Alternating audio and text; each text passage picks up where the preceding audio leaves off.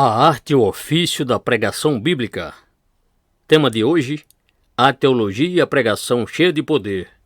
9 convicções provenientes do cerne da pregação bíblica.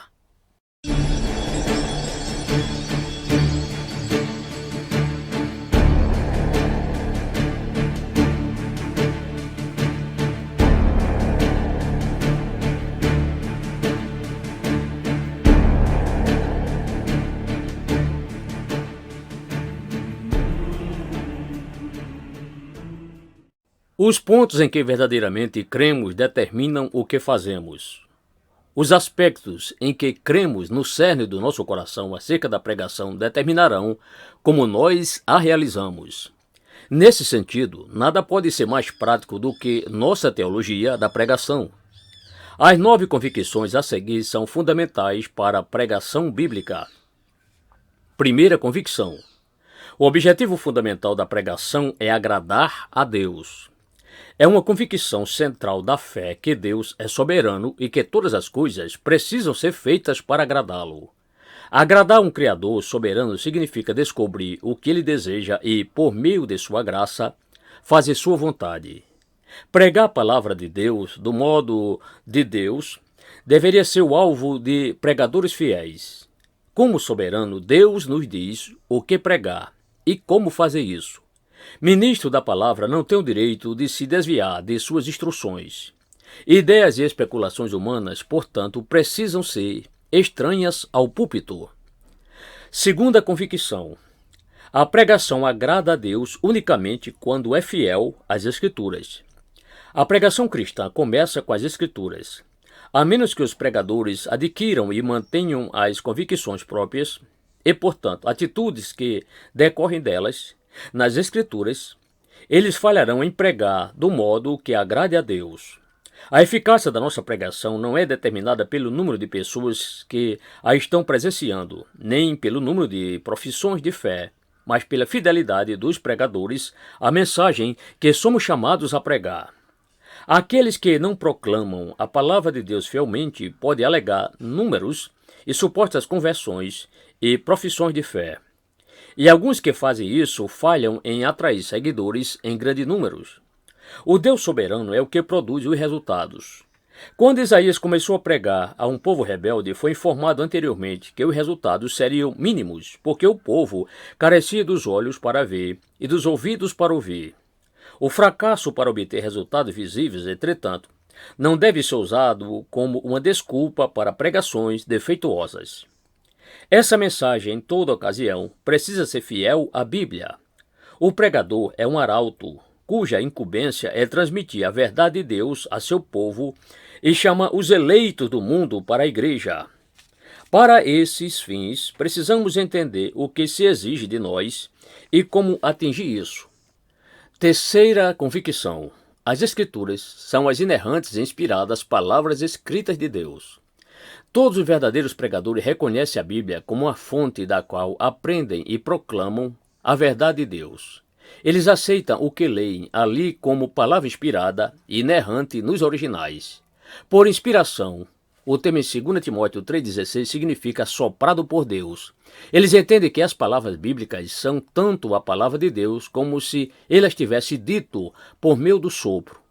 Se alguém pudesse ouvi-lo falar, ele não diria nada mais, nada menos e nada diferente do que está escrito por meio dos seus apóstolos e profetas. As Escrituras são as exatas palavras de Deus por escrito. Quarta convicção: a pregação é uma responsabilidade sagrada. A atitude que essas convicções deveriam trazer à tona é a reverência pelo texto que o pregador expõe, junto com um grande desejo de aprender o que cada trecho significa, de modo a comunicar esse entendimento dessa mensagem àqueles que ouvem. Além disso, intérpretes de confiança das Escrituras reconhecem que estão lidando com as informações mais importantes de toda a vida e querem ser fiéis ao fazer isso. Nós não nos ocuparemos com um estudo ordinário ou com a preparação inadequada de mensagens. Reconheceremos que, em tudo o que dizemos, representamos o Deus do universo e que, se falharmos em entender ou proclamar fielmente a verdade, distorceremos a Deus. Ser fiel ao texto e ao Espírito Santo que fez com que ele fosse escrito é nossa preocupação fundamental. Em relação a isso, ministros conscientes sempre mantêm 2 Timóteo 2,15 como seu referencial. Quinta convicção. As Escrituras foram planejadas não apenas para os ouvintes originais, mas para nossos ouvintes singulares de hoje. Como arautos que levam a mensagem de Deus àqueles que a ouvem, nós não ficaremos satisfeitos com a abordagem do texto que o enxerga como do passado algo longínquo. Nós somos gratos porque as Escrituras são para todos os tempos, para pessoas em todos os países. Nós nos lembramos das palavras de Paulo quando ele declarou que essas coisas, do Antigo Testamento, ocorreram como exemplos para nós, 1 Coríntios 10, verso 6, e que foram escritas como advertência, verso 11. Consequentemente, precisamos entender que a mensagem do texto é para a edificação de nossos ouvintes, tanto quanto para aqueles a quem ela foi originariamente escrita. Acreditando nisso, precisamos pregar o texto como uma mensagem contemporânea. Nós direcionaremos as palavras do texto à nossa congregação, como se elas tivessem sido escritas com eles em mente. Nós fazemos assim porque, como Paulo explicou, esse é o fato verdadeiro.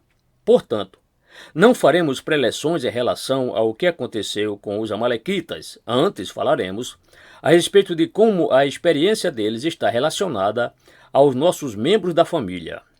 Isso significa que não pregaremos sobre os amalequitas, mas sobre Deus e seu povo, a partir do relato do procedimento de Deus com os amalequitas. Nossa pregação, então, será vigorosa e contemporânea em sua natureza. Os pregadores hoje, como o Senhor, que poderosamente escreveu as 7 de suas igrejas em Apocalipse 2 e 3, analisam sua congregação de forma que o que pregarem atinja suas necessidades.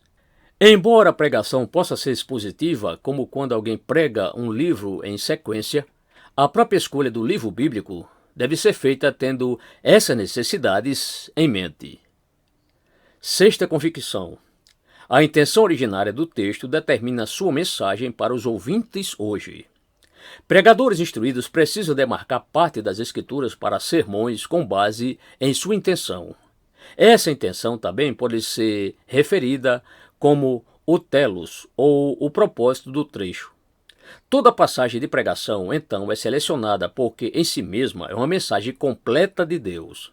Essa mensagem pode ser parte de uma maior, mas é uma mensagem que desafia o ouvinte a crer, a desacreditar, a mudar ou a fazer alguma coisa que Deus deseja e que, no final das contas, contribuirá para os 2 grandes propósitos da Bíblia: ajudar os membros da nossa congregação a amar a Deus e a seu próximo.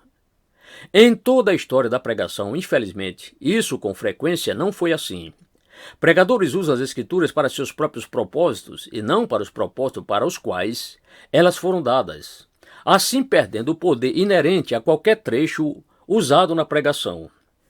Não é sem razão que o Evangelho de João é usado mais frequentemente que qualquer outro para levar ao conhecimento do Salvador, Jesus Cristo.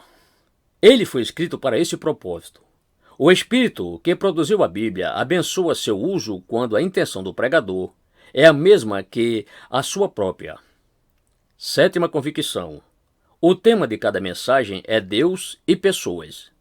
A pregação contemporânea que proclama a mensagem de Deus a seu povo é sempre pessoal. Isso significa que o pregador não tentará pregar na forma de uma aula expositiva. Nós precisamos evitar a linguagem e os conceitos abstratos. Não falaremos a respeito da Bíblia, mas vamos pregar sobre Deus e sua congregação a partir da Bíblia. Precisamos abrir as Escrituras como Jesus o fez, Lucas 24:32, informando nossos ouvintes sobre o seu conteúdo, mas sempre tornando visível a relevância do texto para eles. Nós reconhecemos que não estamos apenas fazendo um discurso, mas estamos pregando para pessoas sobre sua relação pessoal com Deus e seu próximo. Isso quer dizer, precisamos delinear nosso sermão no modo da segunda pessoa. A palavra predominante não será eu, ele, ela, ou isso, mais você. Precisamos aproveitar a deixa acerca desse aspecto da pregação de Jesus no Sermão do Monte. Oitava convicção. A clareza é fundamental. A fim de pregarmos de forma eficiente, precisamos adotar um estilo claro e simples que é facilmente entendido por aqueles que ouvem. Precisamos reconhecer que o apóstolo Paulo declarou que ser claro é uma obrigação, Colossenses 4, verso 4, e até mesmo pediu que seus leitores orassem para que Deus o ajudasse a cumprir sua obrigação. Não apenas nós mesmos oraremos pela nossa pregação, mas é necessário fazer com que nossa congregação se interesse por fazer isso também. Em nossos esforços para manter completa clareza, precisamos adotar uma linguagem não técnica, a não ser que a expliquemos. Precisamos evitar terminologias tediosas, termos obsoletos e estilo antiquado. Precisamos proclamar a mensagem de Deus sem entonações estranhas, cacoetes ou qualquer outra coisa que chame a atenção para si mais do que para a verdade. Nós mesmos precisamos permanecer no fundo da cena o máximo possível, confiando que Cristo está na frente da mensagem. A fim de atingirmos clareza, usaremos ilustrações e exemplos que ajudem os leitores na compreensão. Essas ilustrações e exemplos precisam ser escolhidos primariamente das experiências contemporâneas, de modo que, por meio deles, sejamos capazes de demonstrar não apenas o que a passagem significa no dia a dia, que ela é prática, e não apenas teórica, mas também como Deus espera que o leitor se aproprie da verdade. A verdade de Deus não deve ser misturada desordenadamente na proclamação. Ela deve fluir inexoravelmente do começo ao fim de maneira racional e lógica. Isso significa que um pregador diligente toma tempo para pensar não apenas a respeito do conteúdo, mas também sobre a forma em que ele é apresentado. Pregadores que realmente se importam trabalham para tornar a verdade de Deus tão simples e fácil de entender quanto possível, sem perda de significado, para que o seu rebanho possa recebê-la facilmente. Nona convicção. Nosso dever é pregar corajosamente.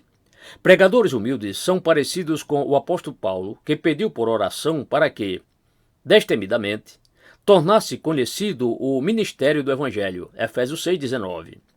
Eles se lembram do que pode ser chamado de a oração do pregador, em que o discípulo orou para comunicar a palavra de Deus corajosamente, Atos 4,29. Pregadores desse tipo reconhecem que a palavra para coragem, usada aqui, paresia, e em todo o tempo, o livro de Atos, a que caracterizou a pregação do Novo Testamento, significa liberdade para falar, sem medo das consequências.